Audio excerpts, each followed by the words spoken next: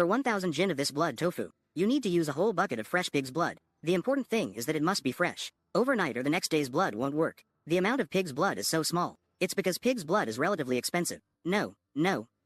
This is a ratio. If there is too much pig's blood, it will affect the texture of our blood tofu. For example, our meat in this tofu. It is a 5:1 ratio. In this way, when you eat it, it won't be greasy. Moreover, the aroma of our tofu adds a little bit more. The meat's savory flavor makes it chewy when you eat it. It's both fragrant and smooth. This batch can smoke 3,000 pieces. There are 15 pieces in a row. During peak times, we can smoke 30,000 blood tofus. Our daily usage is 1 ton of soybeans. This is just a 2 to 3 days supply. Blood tofu has been around here in Guizhou. It has a history of how many years? It's been a few hundred years. Like our grandfathers, our ancestors knew this. They all know how to make this blood tofu. Master, what did you use for this tofu? Gypsum. Why not use old brine? If it's old brine, it's not good for making this product. You must use gypsum. How much tofu can you make from 1 pound of beans? 1 pound of beans can produce 1 pound and 8 ounces of tofu. To ensure the quality of our blood tofu, we make this tofu by hand ourselves. We push it ourselves. That makes it very hard work. There are 3 hardships in the world. This is one of those hardships. There's no way around it. We need to ensure its quality and quantity.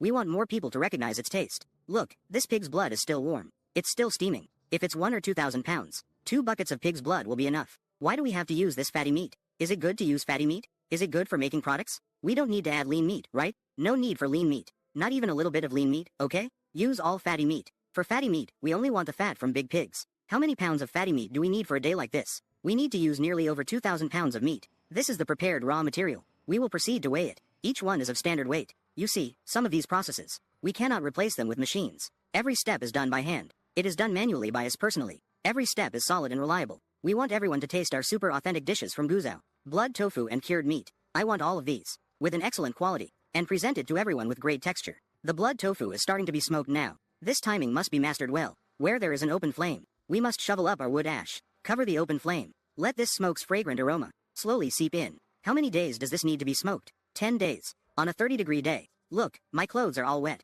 Inside, it's our charcoal grilling. We must ensure this temperature reach 100 degrees. What are the requirements for selecting materials for our smoked blood tofu? As for selecting materials, it's this camphor wood, our qinggang wood, because when it's smoked, our tofu has a hint of this tree's fragrant aroma. Here we go. Bright yellow. This is the blood tofu we've smoked for 10 days. Oh, it's so comfortable. This fragrant aroma, this taste. It's really quite comfortable. This, like what we smoke, can be stored for half a year. After 6 months, you can wash it clean, cut it, and eat it. Still bouncy. Still fresh. It's the same as that cured meat, right? Yes.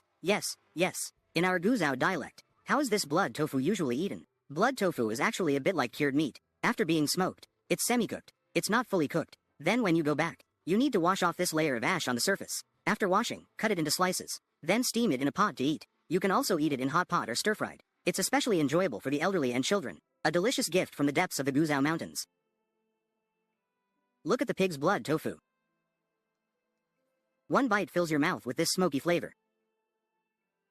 And mixed with the aroma of tofu, and the fragrance of meat, it's really very fragrant. The texture in your mouth is slightly elastic. And what about the texture part? It's a bit denser. You can taste the meat flavor in the tofu. So for those who love tofu, you definitely shouldn't miss the special blood tofu from Guizhou.